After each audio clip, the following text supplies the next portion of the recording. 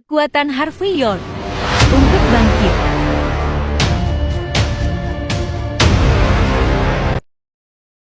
Bab 1556. Melihat putrinya mengenakan baju tidur longgar, ditutupi mantel. Sosoknya yang seksi cukup terbuka saat ini. Michelle memiliki dorongan untuk mencekik Harvey sampai mati.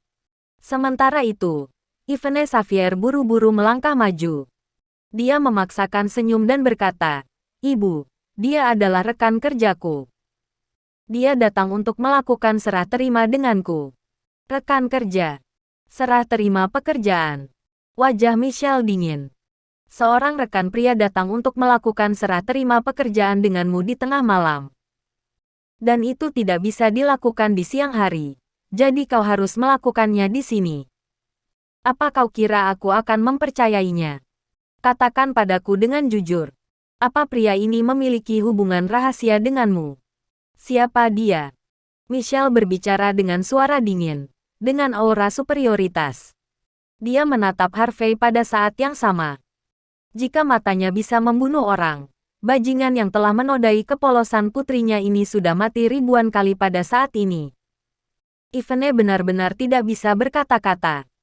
Dia menyetujui permintaan keluarga Smith mengenai kencan buta hanya untuk melindungi Harvey. Namun, ibunya bertemu dengannya hari ini. Begitu seseorang mengetahui identitas Harvey, Sky Corporation akan tamat. Bibi, Yvonne benar. Aku rekannya. Harvey berkata dengan ramah. Tapi, aku CEO perusahaan. Dia adalah sekretarisku. Dia tiba-tiba mengundurkan diri hari ini. Karena itu, aku datang untuk mencari tahu alasannya. Jika seseorang menganiayanya, atau memintanya melakukan sesuatu dengan enggan, maka aku tidak akan mengizinkannya. Harvey sangat jujur, dan dia menunjukkan bahwa dia ingin melindungi Yvonne. CEO. Tatapan Michelle langsung menjadi sengit. Jadi, kau adalah CEO Sky Corporation, Harvey York. Pria yang menahan putriku. Benar, kata Harvey. Bagus. Kau hebat. Michelle menunjuk hidung Harvey dan terdiam lama. Kemudian, dia memelototi Yvonne dan berkata, "Apa kau lupa janjimu? Kau bisa tinggal bersamanya sampai grup itu menjadi perusahaan publik. Tapi mulai sekarang, kau tidak ada hubungannya dengan Sky Corporation dan pria ini. Camkan itu dan pergi ke kencan buta.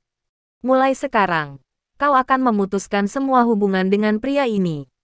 Dalam hal ini, keluarga Smith berjanji untuk tidak membantu Matthew Flynn dan yang lainnya pada hari Sky Corporation menjadi perusahaan publik. Sekarang, mereka telah memenuhi janji mereka. Bagaimana denganmu? Apa kau lupa janjimu? Jika kakekmu mengetahui hal ini, Sky Corporation akan bangkrut besok.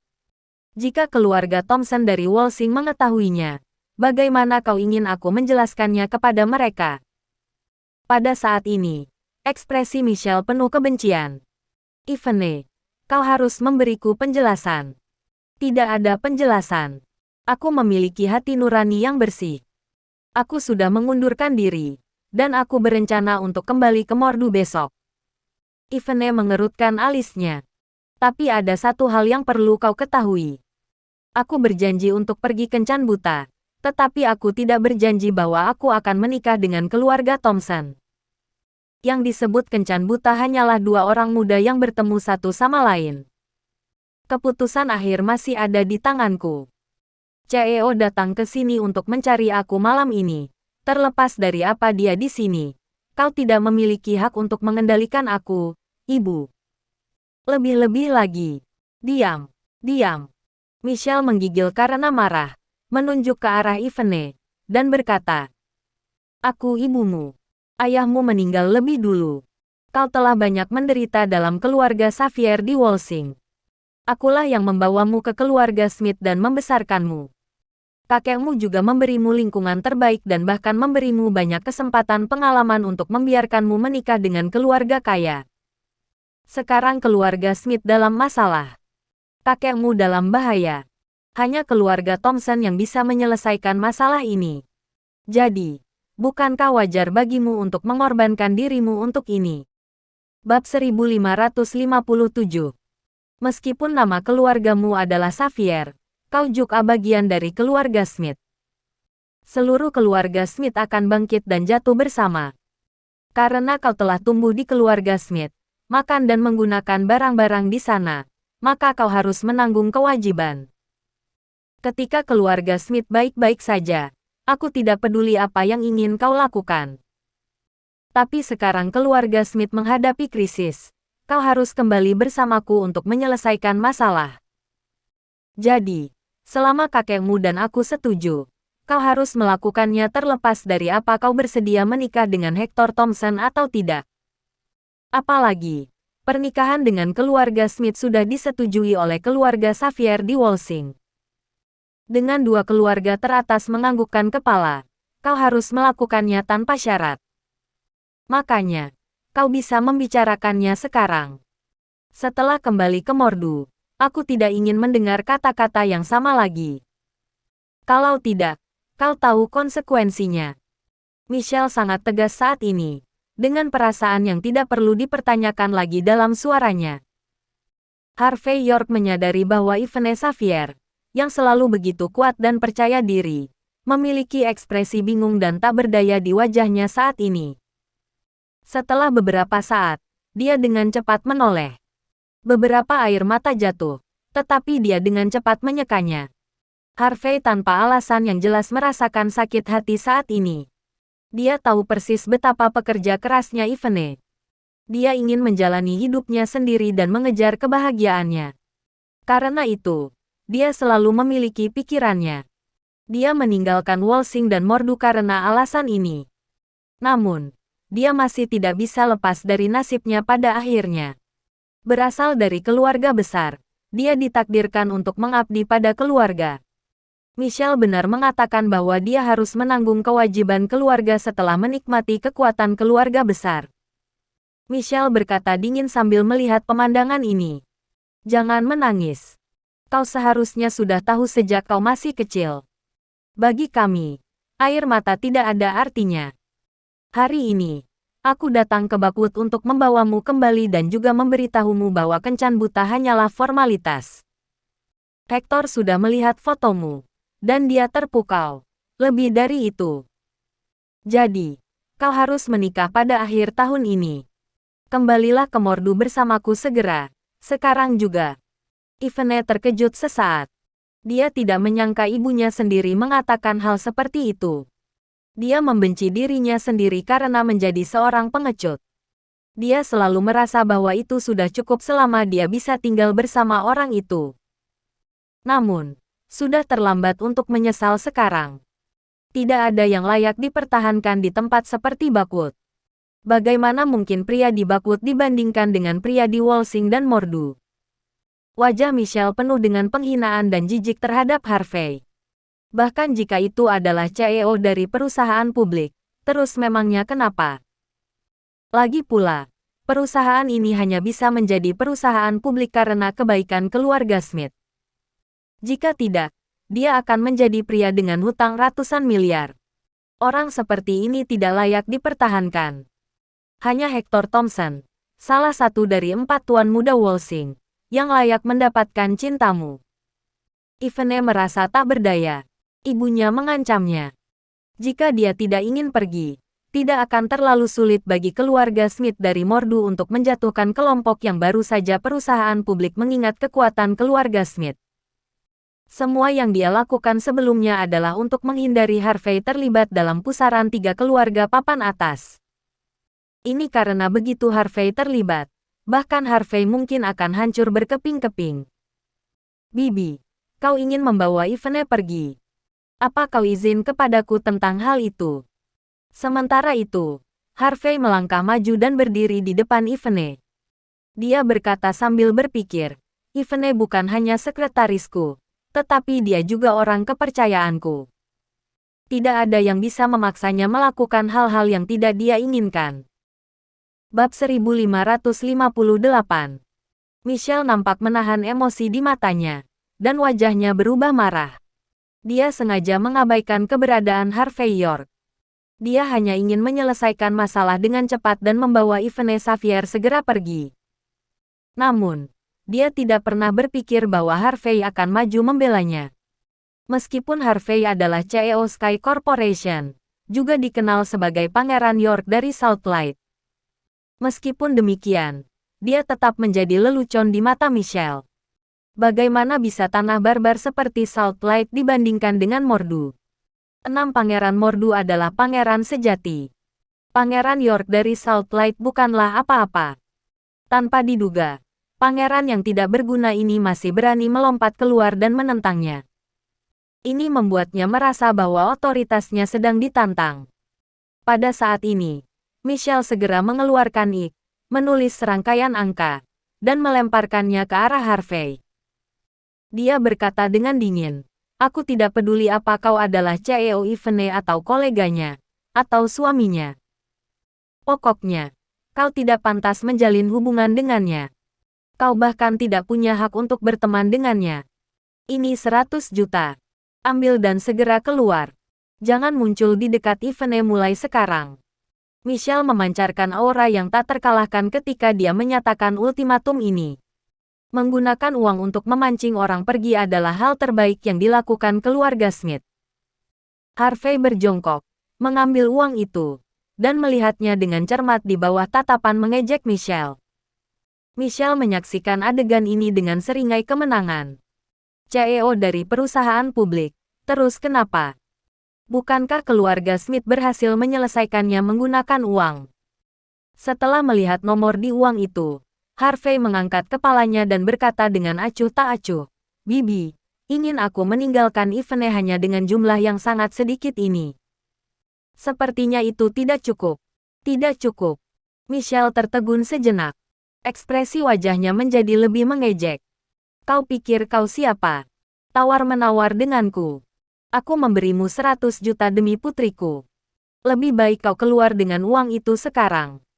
Jika tidak, kau mungkin tidak dapat membayangkan apa akibatnya. Aku beritahu, ya, tidak ada perbandingan antara orang-orang. Bahkan jika mereka berasal dari lingkaran atas yang sama, beberapa orang ditakdirkan untuk menjadi peran pendukung seumur hidup. Sang putri hanya akan menikah dengan pangeran. Sedangkan baron biasa, dia tidak akan pernah bisa menyentuh rambut sang putri bahkan setelah bekerja keras selama 8 kehidupan.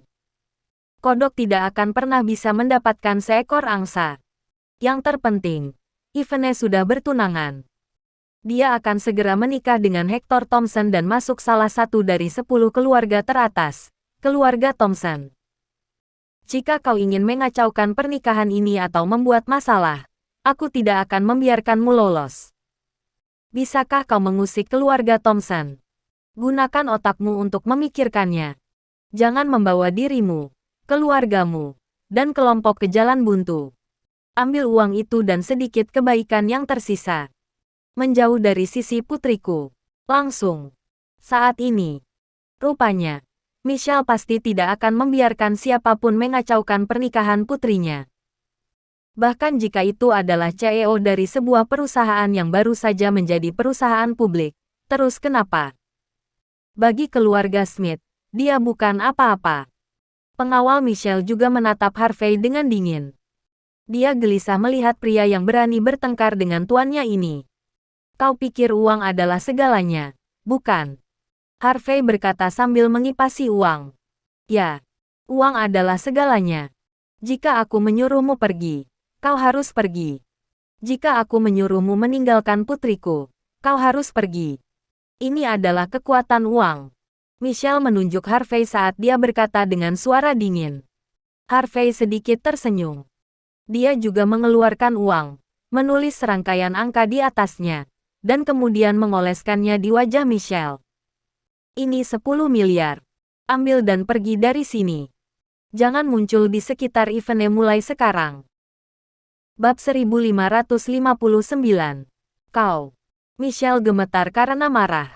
Dia tidak menyangka Harvey York berani menghinanya seperti ini. Apa bocah ini memperlakukannya seperti orang bodoh?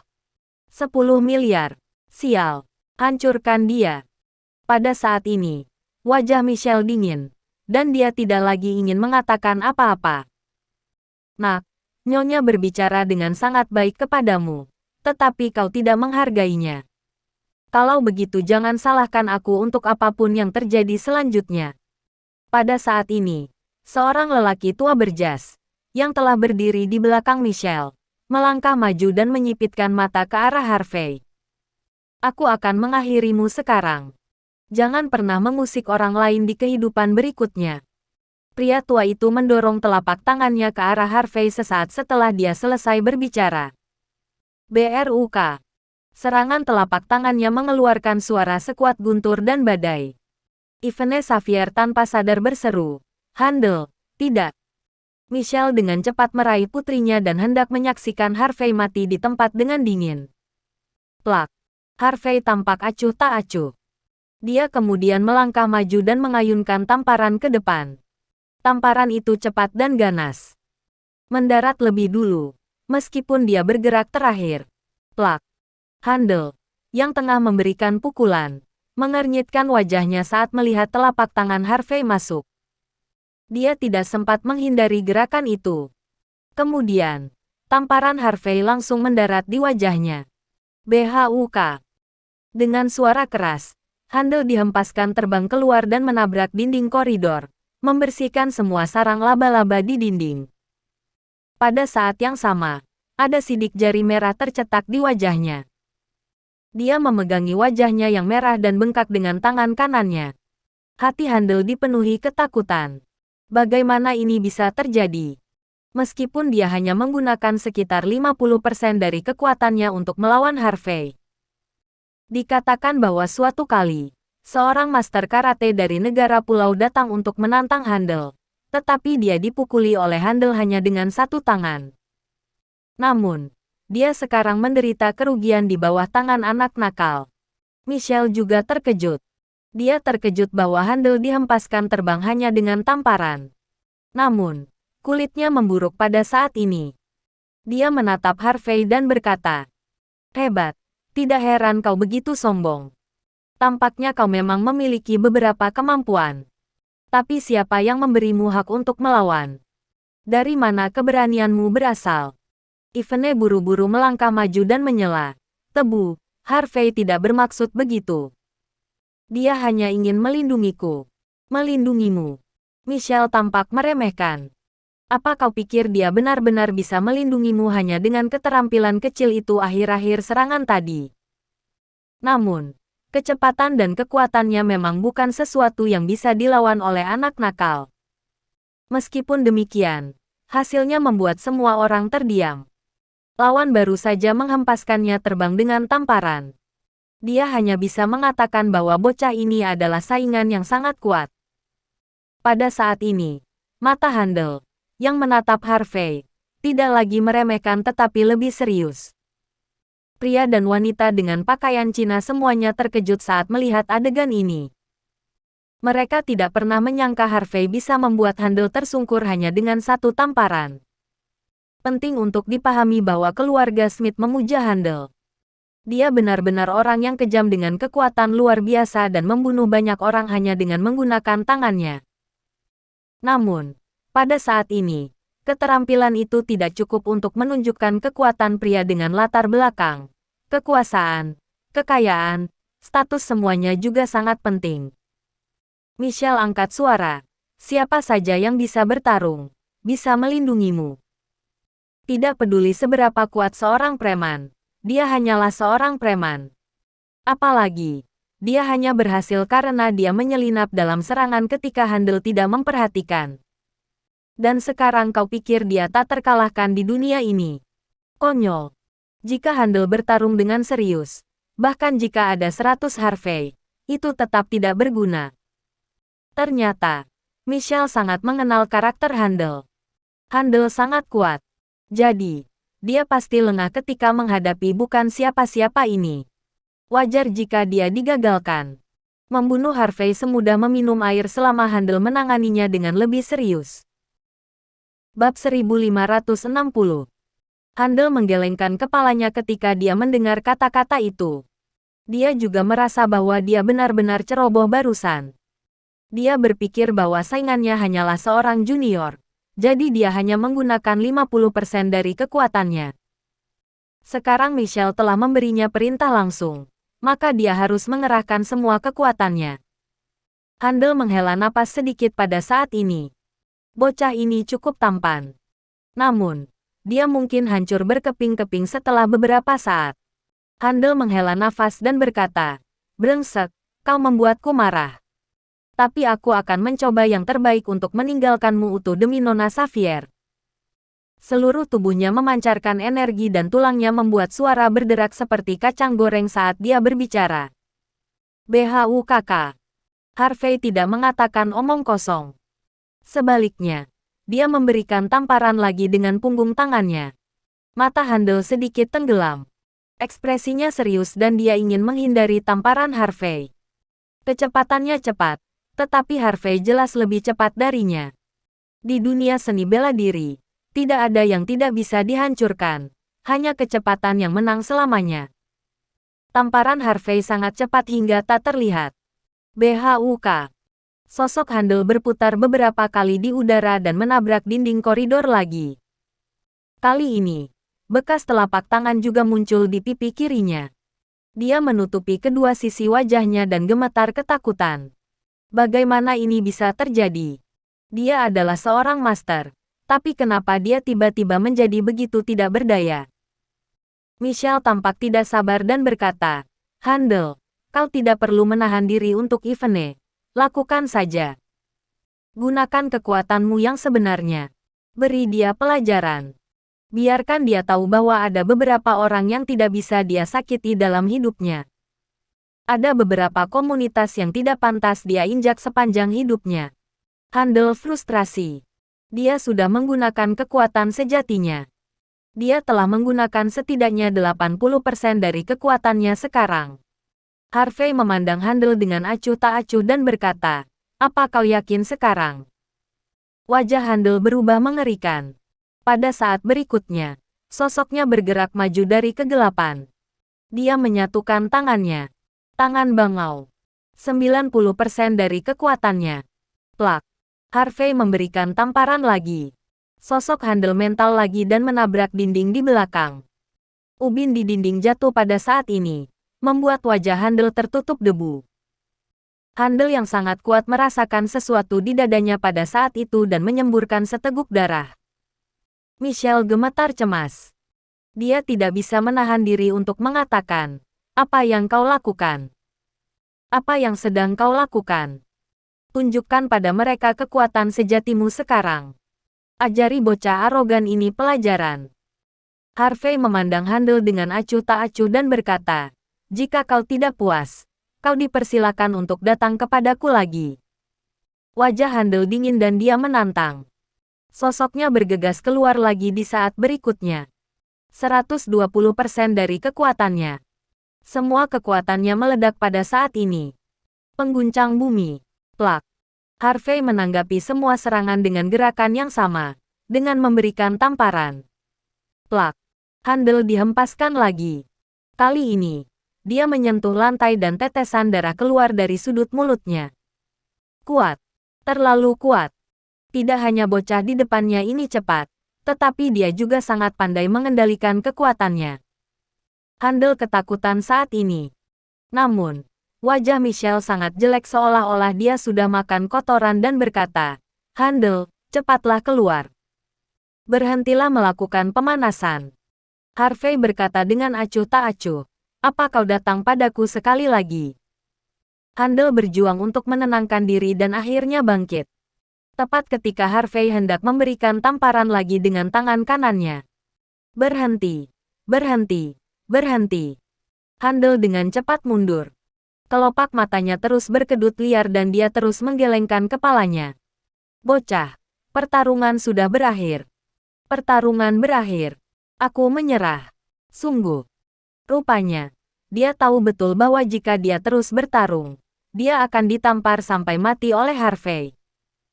Seorang master hebat dari satu generasi, dia mungkin lebih baik bunuh diri daripada mati karena tamparan.